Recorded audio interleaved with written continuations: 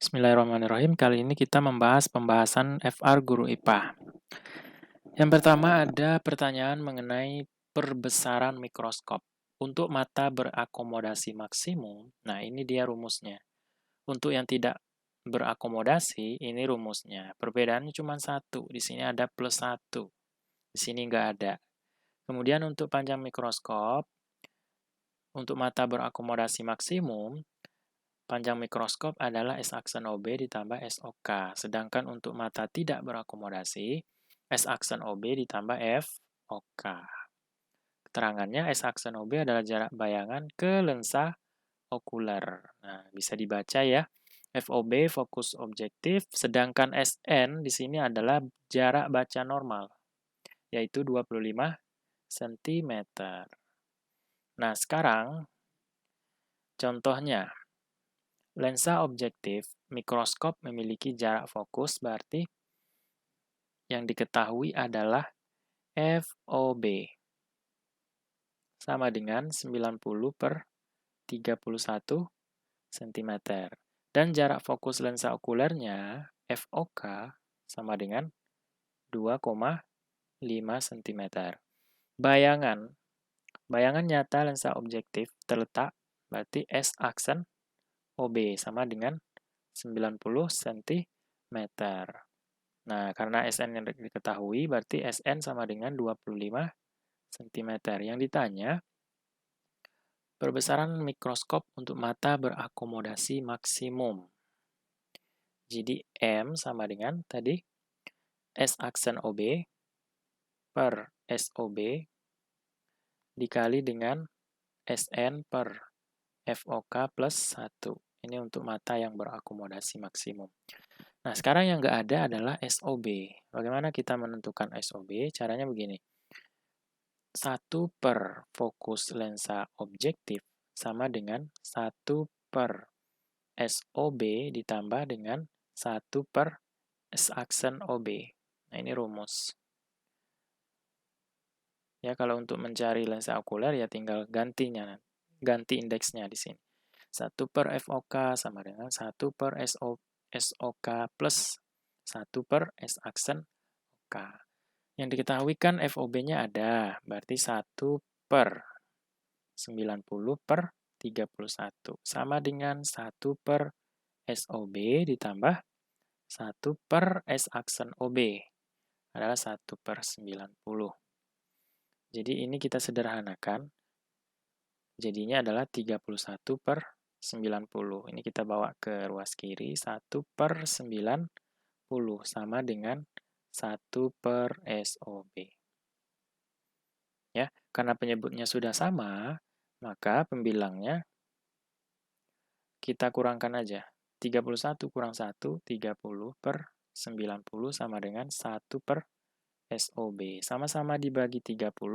30 bagi 30 dapat 1, 90 bagi 30 dapat 3. Jadinya adalah 1 per 3 sama dengan 1 per SOB. Nah, SOB kita dapatkan sama dengan 3 cm. Nah, sudah dapat berarti kita bisa menentukan berapa perbesaran mikroskop untuk mata berakomodasi maksimum. S aksen OB-nya 90 dibagi dengan SOB. SOB kita dapatkan adalah 3. Dikali dengan SN 25 per FOK 2,5. Ditambah dengan 1. 90 bagi 3, 30. Dikali 25 bagi 2,5, 10 ditambah 1. Jadi 30 kali 11. 30 kali 11, 330. Jadi perbesarannya adalah 330 kali. Yang E. Kemudian mengenai konversi suhu. Celsius, Fahrenheit, Kelvin, Reaumur. Kemudian ada titik didihnya, ada titik bekunya. Masing-masing udah diketahui di sini ya. Ini udah ketetapan seperti ini. Tuh, Celsius, titik bekunya 0 derajat Celsius, sedangkan titik didihnya adalah 100 derajat Celsius. Mari kita lihat contoh soal. Menentukan konversi suhu. Sebuah termometer X mempunyai titik tetap atas, berarti titik didihnya. Ini X, ini 120 derajat, dan titik tetap bawahnya 10 derajat. Andi mengukur suhu sebuah benda, dan termometer tersebut menunjukkan skala 65X. Berarti kita buat sekitar di sinilah 65. Berapakah skala yang ditunjukkan bila benda diukur suhunya menggunakan termometer Fahrenheit dan Celsius? Nah, ini kita bikin Fahrenheit di sini. Nah, titik didihnya adalah 212. Titik bekunya adalah 32. Sedangkan termometer Celsius, titik didihnya adalah 100. Titik bekunya adalah 0. Di sini Celsius. Nah, pertanyaannya adalah kalau di termometer X membaca skala 65, berapa di termometer Fahrenheit dan Celsius? Nah, ini berapa? Kita misalkan F di sini. Nah, di sini kita misalkan C. Caranya gimana? Nah, kita kurangkan nilai F dengan titik bekunya. Berarti F dikurang 32, kita bagikan dengan titik didihnya, dikurangkan dengan titik bekunya. Ini untuk yang Fahrenheit. Kita perlakukan sama untuk yang skala X. Yang pertama kan kita kurangkan yang di sini 65 dikurang 10 per. Ya, titik didihnya kita kurangkan dengan titik bekunya. Yang maksimum kurang yang minimum. F dikurang 32 per. Berapa ini? 180. 212 dikurang 32 dapat 180. Sama dengan 65 kurang 10, 55 per 110. Gitu ya. Nah, lalu ini kita kali silang. Jadi F dikurang 32 sama dengan 180 dikali 55 per 110. Sama-sama kita bagi 10, coret aja nolnya. Ya kan? 55 bagi 11 dapat 5. Nah, sehingga F dikurang 32 sama dengan 18 kali 5, yaitu 90. Atau F sama dengan 90 ditambah 32. Dapatlah 122 derajat Fahrenheit. Nah, di sini 122. Nah, sekarang kita ingin tahu juga berapa pembacaan skala di termometer Celsius. Nah, sama aja caranya.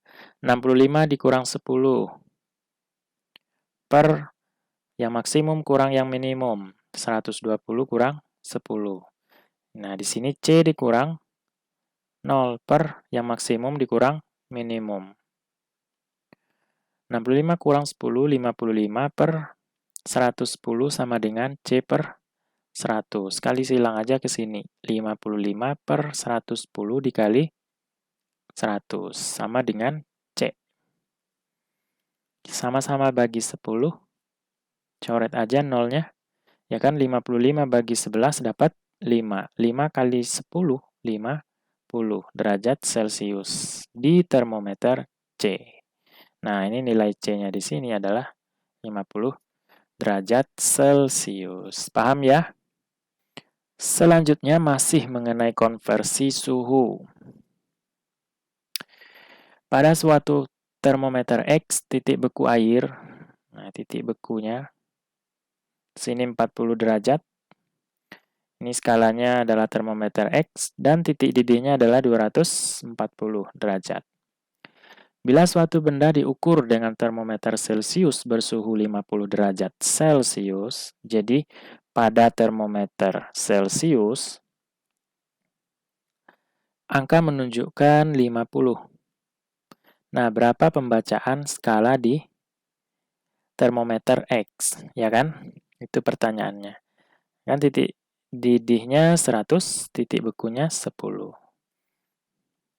Nah, ini kita misalkan aja di sini X. Caranya, X dikurang 40 per yang paling maksimum dikurang yang paling minimum. 240 kurang 40 sama dengan 50 dikurang 0 per 100 dikurang yang minimum. Nah, gitu. Jadi, X dikurang 40 per 240 kurang 40 dapatnya adalah 200. 50 kurang 0, 50 per 100. 50 bagi 100. Sama-sama bagi 50. Ini dapat 1, ini dapat 2. Nah, sehingga X dikurang 40 per 200 sama dengan 1 per 2. Kita kali silang aja. X dikurang 40 sama dengan 200 kali setengah. Artinya 200 kali 1 bagi 2. 200 bagi 2 kan 100 ya. 100. Berarti X sama dengan 100. Di sini negatif. Pindah ruas ke kanan jadi positif. Sehingga X sama dengan 140 derajat.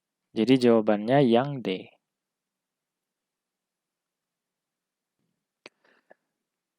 Lanjut, sebuah benda tercelup sebagian dalam cairan yang memiliki massa jenis 0,75 gram per cm kubik. Jika volume benda yang tercelup adalah 0,8 dari volume totalnya, massa jenis benda tersebut adalah... saya buat penurunan rumusnya dulu, nanti baru kita menggunakan rumus cepatnya. Jadi ada benda dalam suatu wadah berisi zat cair atau fluida. Nah, di sini dia terapung, ya. Nah, di sini ada gaya beratnya. Karena dia terapung, berarti ada gaya Archimedes, gaya ke atas. Ya kan? Karena dia terapung, berarti gaya Archimedesnya sama dengan gaya beratnya. Gaya Archimedes rumusnya adalah massa jenis zat cair dikali dengan volume benda tercelup dikali gravitasi. Nah, ini rumusnya. Sama dengan gaya beratnya. Gaya berat itu kan massa benda dikali gravitasi. Karena kedua ruas mengandung gravitasi, ya boleh kita saling menghilangkan. Saling habis dibagi. Nah, kemudian ada hubungan massa jenis rho benda sama dengan massa benda dibagi dengan volume benda. Kalau kita kali silang, kita akan mendapatkan hubungan massa benda sama dengan rho benda dikali dengan volume benda. Sehingga untuk massa benda kita boleh substitusikan ke sini. Jadi, rho zat cair dikali volume benda tercelup sama dengan rho benda dikali dengan volume benda. Nah, ini rumus cepatnya. Tinggal kita gunakan aja. Ya. Dengan memasukkan angka yang diketahui, rho zat cairnya adalah 0,75 gram per cm kubik dikali dengan volume benda tercelup, yaitu 0,8 dari volume totalnya. Anggaplah volume totalnya itu ya volume utuh, volume bendanya, ya kan? Jadi, volume benda tercelup adalah 0,8 volume benda, sama dengan rho benda kali volume benda. Karena kedua ruas mengandung volume benda, ini boleh saling menghabiskan. Sehingga rho benda adalah perkalian ini. 0,75 dikali 0,8 dapatnya adalah 0,6. Satuannya gram per cm kubik. Jadi, jawabannya yang C. Lanjut kita ke soal selanjutnya masih mengenai hukum Archimedes. Sebuah benda terapung pada zat cair yang massa jenisnya 0,8 gram per cm kubik. Jika seperempat bagian benda tidak tercelup dalam zat cair tersebut, maka massa jenis benda adalah... Jadi ada benda dalam suatu zat cair, 1/4 bagiannya nggak tercelup. Nah, ini seperempatnya. Sisanya berapa? 3/4. 3/4 dari apa? Volume benda. 1/4 dari apa? 1/4 dari volume benda. Jadi volume benda tercelup adalah 3/4 dari volume total atau volume bendanya. Ya kan? Tadi rumus cepatnya adalah rho zat cair dikali volume benda tercelup sama dengan rho benda dikali volume benda. Rho zat cairnya adalah 0,8 gram per cm kubik dikali dengan volume benda tercelup adalah 3/4 volume benda. Sama dengan rho benda dikali dengan volume benda. Boleh saling menghabiskan. 0,8 dibagi 4. Ini kan sama-sama dibagi 4. 0,8 bagi 4, 0,2. Ini bagi 4 dapat 1. Jadi yang tertinggal adalah 0,2 dikali 3, yaitu 0,6 gram per cm kubik. Sama dengan rho benda. Ini kan yang ditanya. Nah, jawabannya dalam kilogram meter per meter pangkat 3. Kita harus mengkonversi satuan gram per cm kubik ini ke dalam kilogram per meter pangkat 3. Caranya kali 1000 aja. Ini kali 1000. Jadinya adalah kilogram per.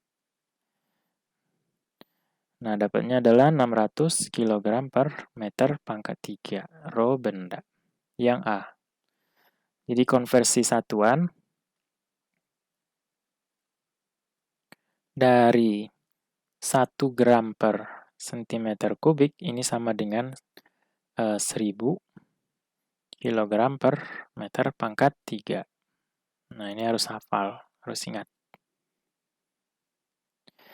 Oke, lanjut kita mengenai apa ini. Jika sakelar S1 ditutup dan S2 dibuka, lampu yang menyala adalah S1-nya di sini ditutup, artinya disambung. Kemudian S2 dibuka, ini dibuka nih. Jadi arus mengalir ke sini. Nah, ke sini juga. Jadi L4 ini tersambung. Harusnya mengalir ke sana. Jadi L4 menyala. Bagaimana dengan L2 dan L3? Karena dia terputus, nggak tersambung, nggak terhubung, jadi L2 tidak menyala. Begitu juga dengan L3. Bagaimana dengan L1? L1 juga arus mengalir nih ke sini. Nah, sehingga L1 juga menyala. L1 dan L4 menyala. Jadi jawabannya yang A. Jelas ya? Coba kita lihat lagi. Tentukan lampu yang akan menyala jika sekelar S1 dibuka. Nah, ini dibuka. Dan S2 ditutup. Dibuka berarti ini nggak dihubungkan. Ya kan? Kalau di sini nggak dihubungkan, berarti L1, L2, dan L3 ini tidak ada arus yang mengalir. Sehingga lampu L1, L2, dan L3 tidak mengalir. Atau tidak menyala. Bagaimana dengan L6, L5, dan L4? Mengalir arus di sini karena dia tersambung, ya kan? Nah, ini masuk arusnya. Ini juga karena tersambung di sini. Ya kan? Jadi yang menyala adalah L4, L4, L5, dan L6. Nah, sekarang ini untuk yang soal ya. Sekarang kita modifikasi. Kalau S1 dibuka dan S2 juga dibuka, lampu mana yang akan menyala? Kalau S2 dibuka, berarti L6 ini tidak tidak dialiri arus listrik, ya kan? Di sini terbuka, tidak terhubung. Tetapi L4 dan L5 terhubung. Nah, sehingga yang menyala adalah L4 dan L5. Bagaimana kalau dua-duanya ditutup? Nah, udah jelas ya, kalau dua-duanya ditutup berarti semua lampu menyala. Kalau L2, S1 dan S2-nya sama-sama dibuka. Nah, udah ya. Nah, udah. Sama-sama dibuka. Oke. Saya kira ini jelas ya. Ini materinya lumayan gampang. Selanjutnya ada mengenai hukum Coulomb. Ya, 3 buah muatan A, B, dan C tersusun seperti pada gambar berikut. Nah, ini nilai masing-masing daripada muatannya. Konstanta Coulomb 9 kali 10 pangkat 9. Pertanyaannya, berapa besar dan arah gaya Coulomb pada muatan B? Kita harus bisa menggambarkan arah gayanya. Jadi muatan A bermuatan positif, muatan B negatif, muatan C positif. Kalau dua buah muatan yang berbeda tanda, dia saling tarik-menarik. Nah, gini. Muatan B menarik muatan C dan muatan C juga menarik muatan B. Nah, kita namai di sini adalah FB akibat muatan C. Yang di sini, yang di C, FC akibat muatan B. Nah, bagaimana dengan muatan A dan B? Karena berbeda tanda, dia juga saling tarik-menarik nih. A menarik B, B menarik A. Ini kita namai yang FA ini FAB. Di sini FBA. Nah, tentukan besar dan arah gaya Coulomb pada muatan B. Berarti pada muatan B ada dua gaya di sini, yaitu oleh muatan C dan oleh muatan A. Kita cari terlebih dahulu secara umum ya. Gaya Coulomb dirumuskan K dikali Q1 dikali Q2 per R kuadrat. Di mana F itu adalah gaya Coulomb, satuannya Newton, K adalah konstanta Coulomb, ini nilainya Q1 muatan 1, Q2 muatan 2, dan R kuadrat atau R adalah jarak antara kedua muatan, yaitu jarak antara Q1 dan Q2. Kalau FBA, berarti kan Q dikali QB, K dikali QB dikali dengan QA per R BA dikuadratkan. RBA artinya jarak B ke A. Tinggal kita masukin angkanya 9 kali 10 pangkat 9 dikali dengan QB. Kalau kita sudah membuat arahnya seperti ini, nah yang negatif ini kita hiraukan aja. Jadi kita tulis 2 kali, nah mikro itu adalah 10 pangkat min 6. Jadi 2 dikali 10 pangkat min 6 dikali dengan QA. QA-nya adalah 1 kali 10 pangkat min 6 per jarak antara A dan B adalah 1 meter dikuadratkan. 9 kali 2 kali 1, 18 dikali 10. Nah, sekarang ini kan 10 pangkat 9, 10 pangkat min 6, 10 pangkat min 6. 10 itu disebut bilangan pokok. Kalau bilangan pokoknya sama, tinggal kita jumlahkan pangkatnya. 9 ditambah min 6 ditambah min 6. Berapa itu? Gini, 9 ditambah min 6 ditambah min 6. Artinya 9 kurang 6 kurang 6. 9 kurang 6 kan 3. Kemudian dikurang dengan 6, min 3. Jadi dapatnya adalah 10 pangkat min 3. Atau ini kita buat menjadi 18 per 1000. Ya kan? 10 pangkat 3. 10 pangkat 3 ini 1000. 10 pangkat min 3, 1 per 1000. Nah, ini kalau kita bagikan, kan ada 3 nolnya nih. Jadi 18 kita geser angka koma sebanyak 3 kali. 1, 2, 3. Nah, di sini 0. Nah, gitu ya. Jadi 0,018 Newton. Itu untuk FBA-nya. Kemudian kita cari juga untuk FBC. FBC sama dengan K ya dikali QB dikali QC per RBC dikuadratkan. 9 kali 10 pangkat 9 dikali dengan QB. QB adalah 2 kali 10 pangkat min 6, karena satuannya dalam mikro. Coulomb dikali dengan QC. QC-nya adalah 4 kali 10 pangkat min 6 per RBC. B ke C kan 1 juga nih. 1 kuadrat. 9 kali 2 kali 4. 9 kali 2 18. 18 kali 4 70. 72 kali 10 pangkat min 9 kurang 6 dapatnya adalah min 3. Jadinya adalah 0,072 Newton. Nah, sekarang di titik B itu ada dua buah gaya yang bekerja yang berlawanan arah, FBC dan FBA. Biasanya ke kanan kita ambil, ya, tandanya positif. Bukan muatan ya, tapi ini perjanjian tanda. Kalau arah gayanya ke kanan, biasanya kita ambil positif. Kalau ke kiri, kita ambil negatif. Ya, sehingga di titik B, berarti FB sama dengan FBC dikurang dengan FBA.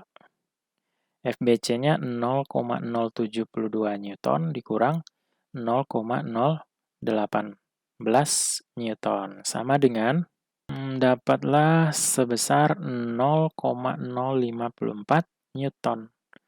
Nah, ini kan positif ya kan? Kalau positif berarti arahnya ke kanan. Nah, jadi jawabannya adalah berapa besar gaya di titik B? 0,054 Newton. Kemana arahnya? Ke kanan. Jelas ya? Oke, kita lihat contoh selanjutnya. 3 muatan listrik disusun seperti pada gambar ini. Besar dan arah gaya Coulomb pada muatan B adalah. Nah, lebih baik saya gambar ulang aja. Di sini ada muatan A positif, muatan B-nya negatif, muatan C-nya negatif juga. Ini C. Kita gambarkan gaya yang bekerja. Antara positif dan negatif, dia saling tarik-menarik. Ini kita namai FB akibat A. Sini F A akibat B. Bagaimana dengan B dan C? Tandanya sama. Tandanya sama berarti dia saling tolak-menolak. B menolak C, C menolak B. Di sini dan di sini. Ya. Ini FBC. Di sini FCB. Ya kan? Nah, sebenarnya bagiannya sudah terjawab kemana arahnya. Ya kan? Karena kedua-duanya mengarah ke arah kiri nih. Kiri, kiri, kiri. Tapi kita nggak tahu berapa besar gayanya, ya kan? Nah, sehingga kita perlu mencarinya terlebih dahulu. Kita cari FBA terlebih dahulu. Yaitu K, ya, QB, QA per RBA kuadrat. K-nya tetap K, QB-nya kita ambil ini ya, 2Q. Kalau udah kita buat arahnya seperti ini, negatifnya kita tidak pedulikan lagi. Dikali dengan QA. QA-nya adalah Q. Muatan A akan sebesar Q. Muatan B adalah min 2Q. Muatan C adalah min Q. Nah, di sini jarak antara B ke A atau A ke B sama aja ya, yaitu R. Nah, dikuadratkan. Kalau kita sederhana berarti 2K dikali Q kuadrat per R kuadrat. Ini FBA-nya. Selanjutnya kita cari FBC. K dikali QB dikali QC per R BC kuadrat. K-nya berapa? Nggak usah ditulis ya berapa nilainya. Karena di jawaban di sini masih ada K, berarti nggak usah kita masukin. QB-nya adalah 2Q. Dikali dengan QC. QC-nya adalah Q. Per RBC dikuadratkan. B ke C kan jaraknya adalah 2R. Nah, 2R kita kuadratkan. Nah, ini kita kalikan, berarti 2K Q kuadrat per 2 kuadrat 4, R dikuadratkan adalah 4R. 2 dibagi 4, setengah. Setengah berarti K Q kuadrat per R kuadrat. Ya kan? Nah, gaya di titik B, FB, ya kan?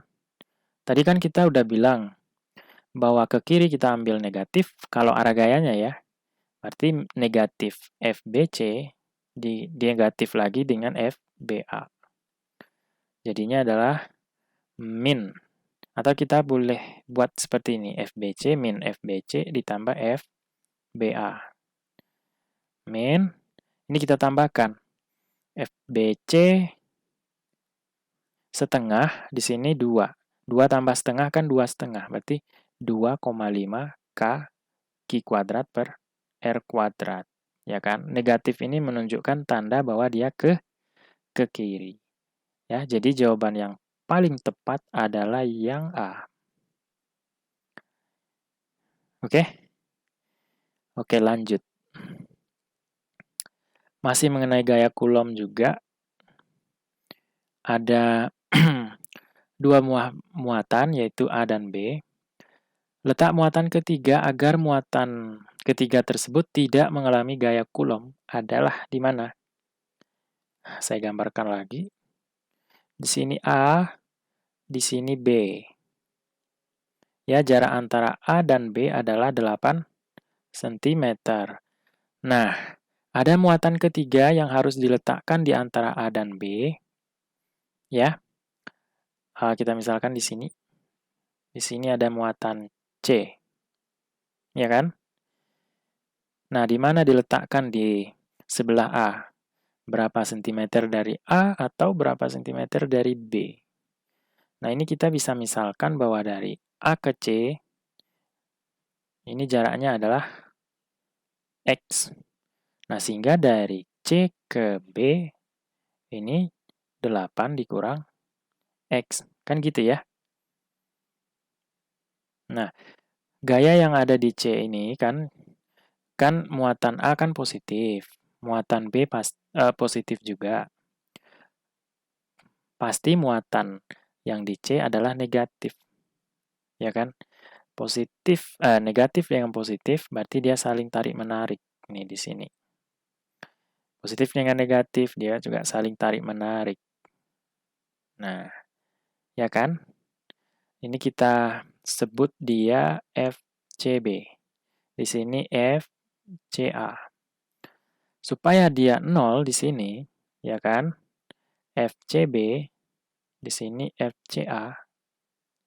Agar dia tetap diam atau gayanya 0, berarti FCB dikurang FCA haruslah sama dengan 0. Atau FCB sama dengan FCA. Ya. Nah, kalau sudah seperti ini, berarti K, ya untuk yang FCB, QC dikali QB per R CB kuadrat sama dengan yang untuk FCA, K dikali QA dikali dengan QC dulu ya, QC dikali QA per R CA kuadrat. Yang sama kita coret, Q-nya kita coret, ya kan, QC juga. Nah, sehingga yang tersisa adalah QB per R CB kuadrat sama dengan QA per R CA kuadrat. Atau kita boleh menulis kayak gini nih. Ini kita kali silang. R CA kuadrat per R CB kuadrat sama dengan QA per QB. Ya kan? Kita kali silang ke sini, ini kita taruh di sini. Nah, ini RCA per RCB kuadrat sama dengan QA per QB. Atau kalau kita sederhanakan lagi, RCA per RCB sama dengan akar dari QA per QB. Ya kan? Kalau kuadrat, kalau kita hilangin kuadrat, ya kita akarkan. RCA C ke A, ini panjangnya atau jaraknya adalah kita misalkan tadi adalah X. Per RCB, C ke B 8 dikurang X sama dengan akar dari QA. QA itu adalah ini, 9 mikrokulom per 4 mikrokulom. Mikrokulomnya kita habiskan. Nah, sehingga ini kan akar 9 kan 3, akar 4 kan 2. Kita dapatkan X per 8 min X sama dengan 3 per 2. Kali silang aja nih. Berarti 2X sama dengan 3 kali 8, 24, ya kan? 3 dikali min X, min 3X. Kumpulkan yang sejenis, 2X tambah 3X sama dengan 24. 5X sama dengan 24. Atau X sama dengan 24 per 5. 24 bagi 5 berapa? 4,8 cm. Nah, ini X-nya nih. Di sini X-nya. Berarti muatan C itu harus diletakkan 4,8 cm dari muatan A. Ya kan? Nah, sehingga jawaban yang tepat adalah yang C. Bagaimana kalau jawaban C nggak ada misalnya? Ya kan? Nah, berapa sentimeter dari titik B? Titik B kan, C ke B kan jaraknya adalah 8 dikurang X. Berarti 8 dikurang 4,8 sama dengan 3,2 cm. Kalau seandainya ada pilihan gandanya, 3,2 cm dari kiri B, ya kan? Kiri B. Nah, kan kiri di B di sini. Nah, ini betul juga. Boleh juga. Nggak harus satu jawabannya. Ya, oke. Cukup sekian dulu pertemuan kita pada kesempatan kali ini. Semoga bermanfaat. Wassalamualaikum warahmatullahi wabarakatuh.